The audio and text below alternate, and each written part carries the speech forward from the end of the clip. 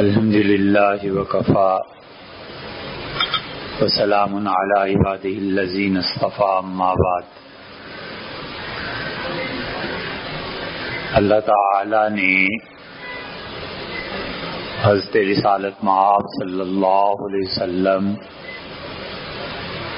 اور سیدنا ابوبکر رضی اللہ عنہ کو جن رشتوں میں منسلک فرمایا تھا اور ام المومنین سیدہ عائشہ رضی اللہ تعالی عنہا ان کی عمر کے بارے میں جتنے لوگ بھی بات کرتے ہیں ان ساری چیزوں کو قرآن کریم کی ایک آیت کے پس منظر میں دیکھا جائے تو اللہ کا یہ بہت بڑا انعام تھا جو رسول اللہ صلی اللہ علیہ وسلم پہ ہوا، اور اسی طرح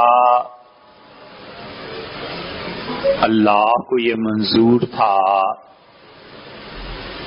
کہ سیدنا ابوبکر رضی اللہ عنہ کے گھر میں رسول اللہ صلی اللہ علیہ وسلم کا رشتہ ہو۔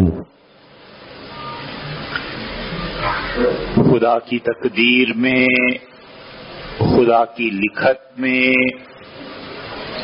اور اللہ کے اس نوشتے میں جو لوح محفوظ میں تھا، اللہ نے پہلے ہی سے یہ ایک بامانہ چیز طے فرما دی تھی،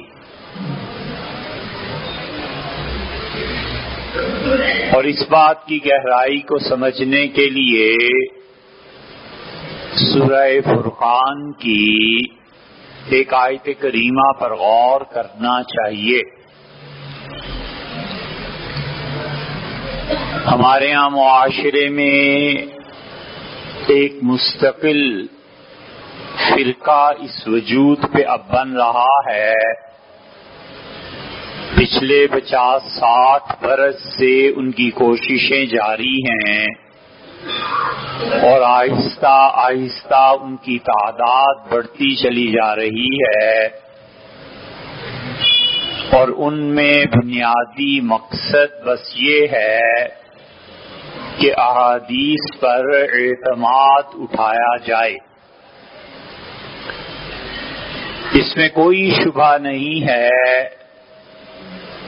کہ حضرت رسالت مآب صلی اللہ علیہ وسلم کی طرف سینکڑوں نہیں ہزاروں جھوٹی روایات منسوب کی گئی، لیکن اس میں بھی کوئی شبہ نہیں ہے کہ امت میں اہل علم اس بات سے غافل نہیں رہے کہ ہر دور میں وہ بڑی شدت سے تردید کرتے رہے ہیں کہ رسول اللہ صلی اللہ علیہ وسلم نے یہ نہیں کہا۔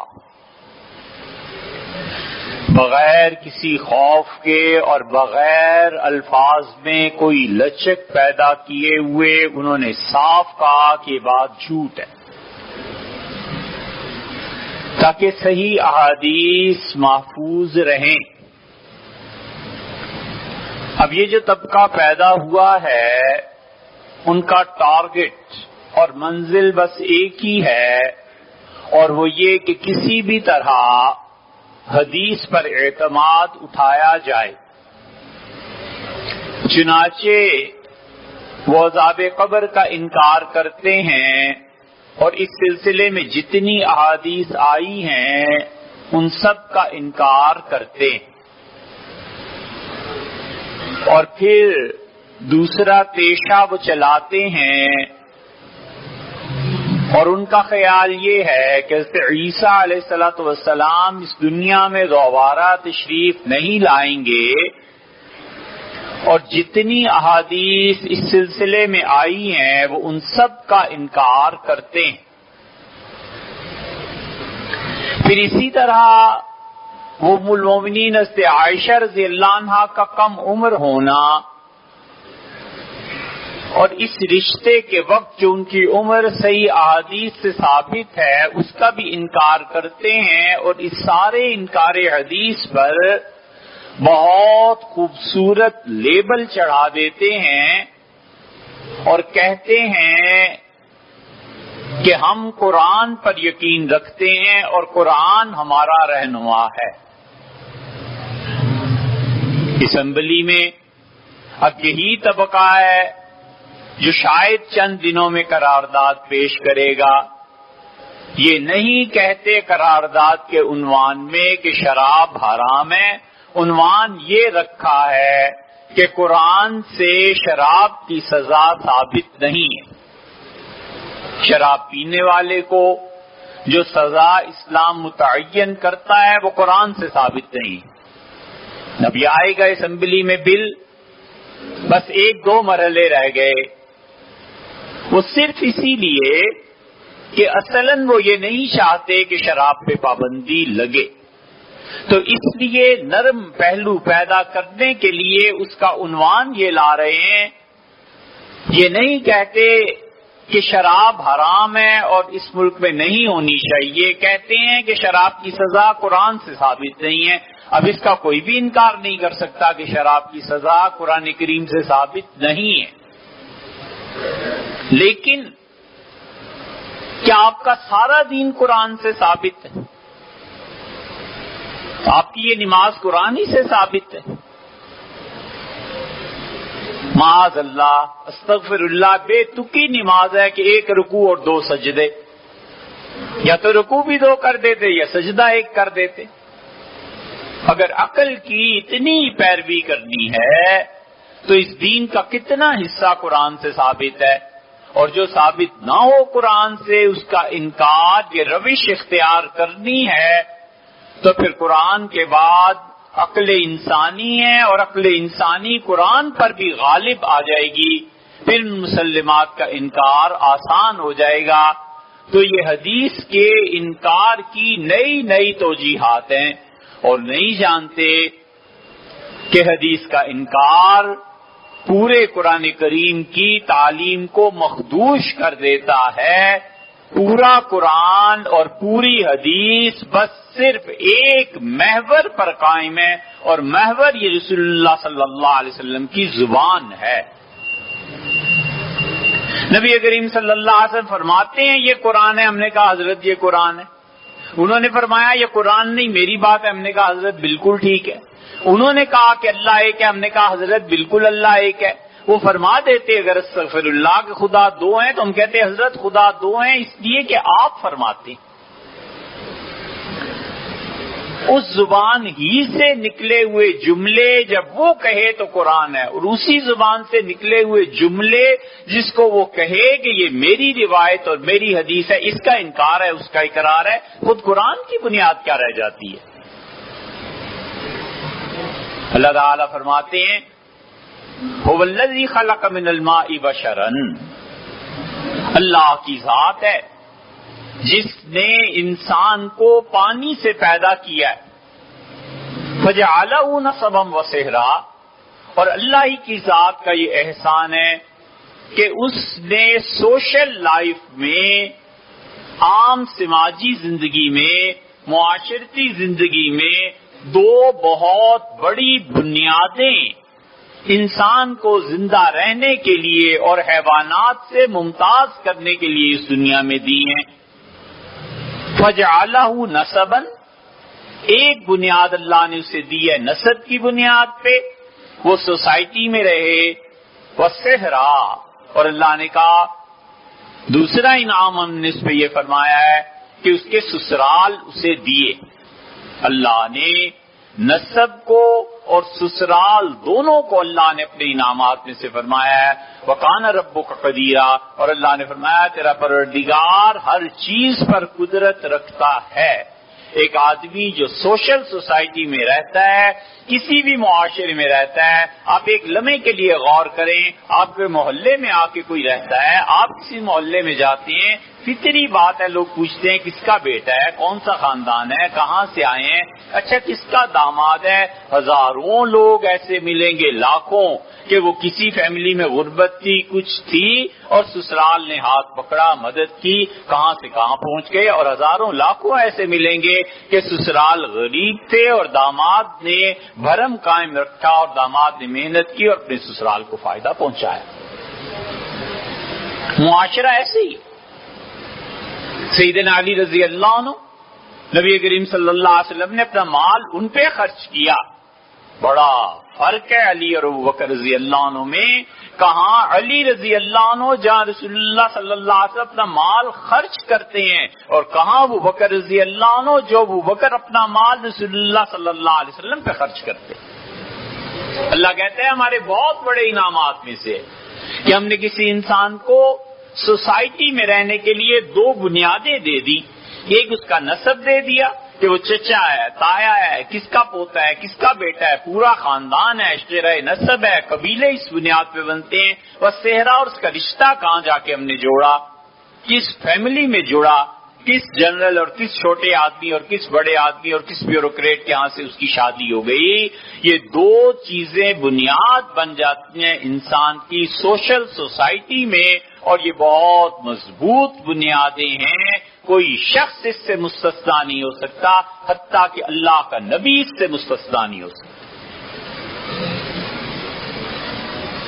حضرت شعیب علیہ السلام نے کہا، اپنی قوم کو دعوت دی اور قوم نے ان سے کہا کہ لولا رحتک لرجمناک، اے شعیب تیرا خاندان نہ ہوتا نا اگر، تیرے باپ دادا، لرجمناک، ہم تمہیں پتھر مار مار کے ختم کر دیتے دنیا سے. صلاتک تامرک کا دوسری جگہ ہے، تیری نماز تمہیں یہ سکھاتی ہے کہ ہم سود کا کاروبار چھوڑ دیں.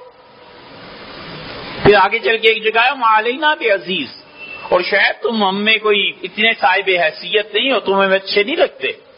لولا رحتک لرجمناک، اگر تیرا خاندان نہ ہوتا، سوشل سوسائٹی میں تمہارے قبیلے نے تمہیں بچا لیا ہے، خاندان نے، ورنہ ہم تمہیں مار دیتے. مارتے بھی دردناک طریقے سے، پتھر مار مار کے. حضرت لوط علیہ السلام سوشل سوسائٹی سے، معاشرے سے کٹ کے نبی بھی نہیں رہتا.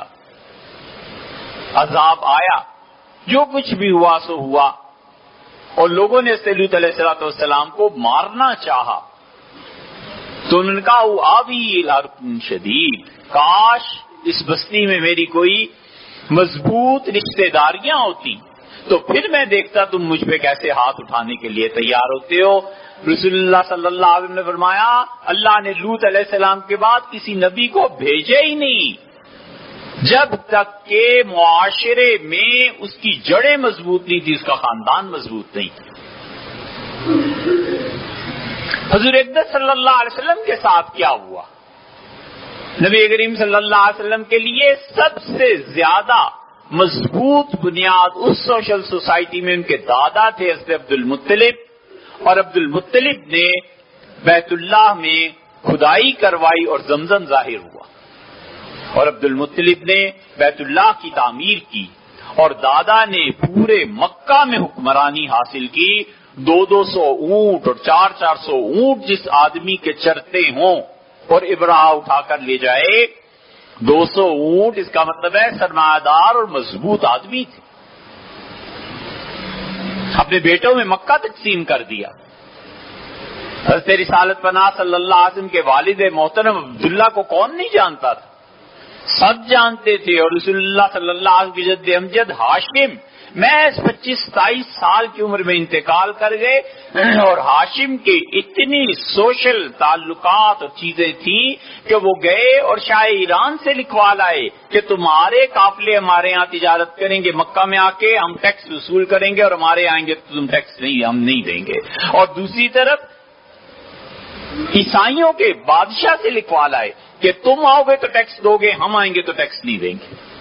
انہوں نے بیت اللہ کا احترام کیا دونوں مملکتوں نے، اور ہاشم سکہ جما کر آئے.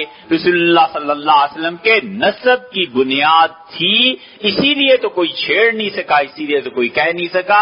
اسی لیے رسول اللہ صلی اللہ علیہ وسلم کے دادا حضرت عبد المطلب نے وفات سے پہلے کہا میرے بچوں تم سب مجھے عزیز ہو، لیکن میرا عبداللہ انتقال کر گیا، اس کا یہ یتیم بچہ میرا پوتا رہ گیا. محمد صلی اللہ علیہ وسلم کون ہے جو اس کی کفالت کرے گا؟ حضرت زبیر رضی اللہ عنہ آپ کے ایک چچا تھے، ان کا میں کروں گا اور ابو طالب کریں گے۔ ابو طالب کو حضرت عبد المطلب نے دے دیا۔ یہ رسول اللہ صلی اللہ علیہ وسلم کے نسب کی بنیاد تھی جس پہ حفاظت ہوتی رہی، کوئی قریب نہیں پھٹک سکا۔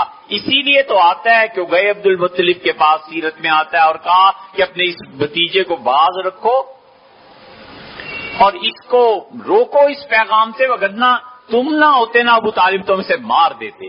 اور ابو طالب گئے اور کہا میرے بھتیجے اتنا ہی بوجھ ڈالو جتنا چچا اٹھا سکیں۔ انہوں نے کہا اللہ کی قسم سورج دائیں ہاتھ پہ اور چاند بائیں ہاتھ پہ رکھ دیں وغیرہ وغیرہ، یہ ساری سیرت کی کتابوں میں روایات آئی۔ ابو طالب کا انتقال ہوا اور ابو لہب قبیلے کا سربراہ بنا۔ جب ابو لہب قبیلے کا سربراہ بنا تو نسبم و صحرا، قرآن نے کہا ہم نے انسان کو نبی علیہ الصلوۃ والسلام طاقت بخشی ہے نسب کے ذریعے اور سسرال کے ذریعے۔ بنیاد ایک ڈھہ گئی، ختم ہو گئی، اور ابو طالب کے بعد لوگوں کی زیادتیاں، یہی بنیاد بنی رسول اللہ صلی اللہ علیہ وسلم کے طائف جانے کی۔ آپ جانتے تھے کہ قبائلی نظام ہے، چچا کا انتقال ہو گیا ہے، اب قبیلے کا سربراہ ابو لہب ہے، اب مجھے کون یہاں تبلیغ کرنے دے گا؟ کیوں نہ ہم طائف کو اپنی سرگرمیوں کا مرکز بنائیں۔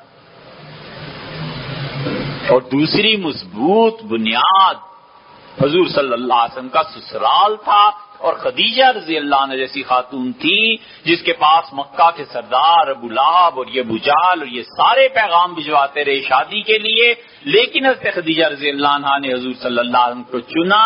یہ خاندان تھا۔ دوسری بنیاد جو سسرال تھی وہ ختم ہوئی، ام المومنین رضی اللہ عنہ کا انتقال ہو گیا اور خدیجہ رضی اللہ عنہ کا بھی انتقال ہو گیا، تو رسول اللہ صلی اللہ علیہ وسلم یہ سال تو ہم پہ غموں کا پہاڑ لے کے آیا ہے، ایک طرف میرے چچا چلے گئے، دوسری طرف میری اہلیہ کا انتقال ہو۔ اب مکہ میں سوشل اس گیدرنگ کی یہ بنیاد کیا تھی؟ اب رسول اللہ صلی اللہ علیہ وسلم کیسے رہتے؟ کون اتنا مضبوط آدمی تھا مکہ میں جو نبی کریم صلی اللہ علیہ وسلم کو پناہ دیتا؟ کفار مکہ ان دو رشتوں کے احترام میں رکے ہوئے تھے کہ ایک طرف خدیجہ اس کا شوہر ہے، دوسری طرف ابو طالب کا بھتیجا رضی اللہ عنہ، وگرنہ تو یہ آدمی رکھے جانے کے قابل ہی نہیں ہے۔ اللہ نے بہت بڑی تیسری بنیاد پیدا کر دی اور اللہ نے حضور اقدس صلی اللہ علیہ وسلم کا رشتہ ام المومنین سے عائشہ رضی اللہ عنہ سے کر دیا۔ کوئی اور تھا ہی نہیں، نسب کی بنیاد تو اب قائم ہو نہیں سکتی تھی، سسرال کی بنیاد رہ جاتی تھی، اور وہ کس کی بیٹی تھی جو رسول اللہ صلی اللہ علیہ وسلم سے شادی کرتا؟ مکہ میں کون اتنا مضبوط انسان تھا جس کے احترام میں لوگ پھر رک جاتے؟ وہ صرف تنہا ابو بکر رضی اللہ عنہ کی ذات تھی، اور وہ بکر رضی اللہ عنہ کا قبیلہ تھا۔ لوگ ان کے سامنے جھکتے تھے، لوگ احترام کرتے تھے، لوگ جانتے تھے کہ ابو بکر رضی اللہ عنہ ہمارے خون کا فیصلہ ان کا قبیلہ کرتا ہے، آئے دن لڑائیاں رہتی ہیں، ہم ایک دوسرے کو مارتے ہیں، اور ابو بکر رضی اللہ عنہ اس کا فیصلہ کرتے ہیں، ان کے والد ان کا فیصلہ کرتے ہیں۔ اب جب رسول اللہ صلی اللہ علیہ وسلم کو کوئی بنیاد دینی تھی اللہ نے، تو ان کی بیٹی سے رشتہ اللہ نے طے کر دیا تاکہ لوگ اس حیا سے باز رہیں، اور ام المومنین اور ان کے والد ابو بکر رضی اللہ عنہ کی وجہ سے رسول اللہ صلی اللہ علیہ وسلم کو کوئی تکلیف نہ پہنچے۔ یہ بہت بڑا احسان تھا حضور اقدس صلی اللہ علیہ وسلم پر اس طرح سے کہ ابو بکر رضی اللہ عنہ نے اتنا سچا آدمی ہے، اتنا صاف آدمی ہے۔ حضور صلی اللہ علیہ وسلم نے فرمایا خدیجہ، عائشہ تمہیں میں بتاؤں، میں ایک دن سویا ہوا تھا اور جبریل امین آئے اور انہوں نے ریشم کا ایک غلاف کھولا، ریشم کے پردے کھولے، اور مجھ سے کہا کہ آپ کے لیے تحفہ ہے اللہ کی طرف سے۔ میں نے کہا یہ کیا چیز ہے؟ تو میں نے دیکھا تم ریشم کے ان کپڑوں میں لپٹی ہوئی تھی۔ آپ نے فرمایا کہ مجھے خیال آیا کہ اچھا میرا رشتہ اب یہاں ہوگا۔ پھر میں نے سوچا ابو بکر سے ذکر کروں، پھر میں نے سوچا کہ اللہ کو جو منظور ہے ہو جائے گا۔ پھر رسول اللہ صلی اللہ علیہ وسلم کو دوسری مرتبہ یہ خواب آیا، اور نبی کریم صلی اللہ علیہ وسلم عائشہ میں نے تمہیں 2 مرتبہ ایسے دیکھا تھا۔ پھر ایک خاتون جو رشتے کراتی تھی انہوں نے رسول اللہ صلی اللہ علیہ وسلم سے کہا کہ آپ کا رشتہ ابو بکر رضی اللہ عنہ کے خاندان میں کرا دیتی ہوں۔ اللہ کو یہی منظور تھا، چنانچہ اس گھر میں رشتہ ہوا جہاں پر خود ام المومنین عائشہ رضی اللہ عنہ کے بھائی اسلام کے مخالف تھے، لیکن اللہ چاہتا تھا کہ رسول اللہ صلی اللہ علیہ وسلم پر یہ احسان ہو۔ نسبم و صہرا، اللہ کہتا ہے معاشرے میں دو بنیادوں پہ انسان اٹھتے ہیں، نسب کی بنیاد پہ اور سسرال کی بنیاد پہ۔ اللہ نے صہرا وہاں پورا کر دیا اور اللہ نے سسرال وہاں متعین فرما دیا۔ سیدنا ابوبکر رضی اللہ عنہ لیٹے ہوئے تھے اور ان کے بیٹے دوست سب بیٹھے گپ شپ ہو رہی تھی۔ عبد الرحمن نے باتیں کرتے کرتے کہا، عبد الرحمن ابوبکر رضی اللہ عنہ کے بیٹے ہیں، اور عبد الرحمن بن ابو بکر اتنی محبت تھی اس سے عائشہ رضی اللہ عنہا کو بہت زیادہ، جب بھی حج پہ جاتی تھی، عمرے پہ جاتی تھی، اپنے بھائی کی قبر پہ جاتی تھی اور رو دیتی تھی، اور انہوں نے اپنے بھائی کی موت پہ شعر کہے، اشعار نقل کیے اور فرمایا کہاں گئے وہ دن اور کہاں گئی وہ راتیں جب بھائی میں اور تم اکٹھے ہی رہتے تھے ایک ہی گھر میں، اور ہم اتنے گہرے دوست تھے کہ کوئی جدائی کا تصور نہیں تھا، اور اب تم ایسی جگہ چلے گئے ہو بھائی جہاں اب ایک دن اور ایک رات بھی میں تمہارے ساتھ نہیں گزار سکتی۔ ام المومنین رضی اللہ عنہ ان کی قبر پہ تشریف لے گئی عبد الرحمن کی، اور کہا کہ اگر وفات کے وقت حاضر ہوتی بھیا معذر تو پھر میں قبر پہ نہ آتی، اس لیے آئی ہوں کہ تمہاری یاد بڑی آتی۔ ام المومنین کہتی تھی مجھے شبہ تھا کہ کسی نے زہر دے دیا، اچھا خاصا میرا بھائی چلتا پھرتا قبر میں چلا گیا۔ فرماتی تھی ایک مرتبہ دروازے پہ دستک ہوئی، میں نے دروازہ کھولا تو عورت آئی، اور نبی نے کہا کیا کام ہے؟ اس نے کہا نبی صلی اللہ علیہ وسلم کی قبر پہ آئی ہوں، دیکھنا چاہتی ہوں۔ تو میں نے کہا یہ ہے حضور صلی اللہ علیہ وسلم کی قبر۔ تو ام المومنین رضی اللہ عنہ کہتی ہیں وہ قبر کے قریب اس نے نماز پڑھی، سجدے میں سر رکھا اور پھر اٹھی ہی نہیں۔ یہ جو میں نے دیکھا تو پھر مجھے یقین ہوا کہ لوگ ایسے بھی مر جاتے ہیں، میرے بھائی کا بھی ایسے ہی انتقال ہو۔ ان کے بیٹے تھے قاسم، نہ ان کے بھتیجے تھے عبد الرحمن بن ابو بکر، بڑے شان کے آدمی تھے۔ ابو بکر رضی اللہ عنہ کے یہ بیٹے تھے، اس سے معاویہ رضی اللہ عنہ سے الجھ گئے۔ انہوں نے کہا ہم ہرگز یزید کی بیعت نہیں کریں گے۔ تو 58 ہجری میں ان کا انتقال ہو گیا، کربلا سے پہلے بڑا کردار رہا ان کا۔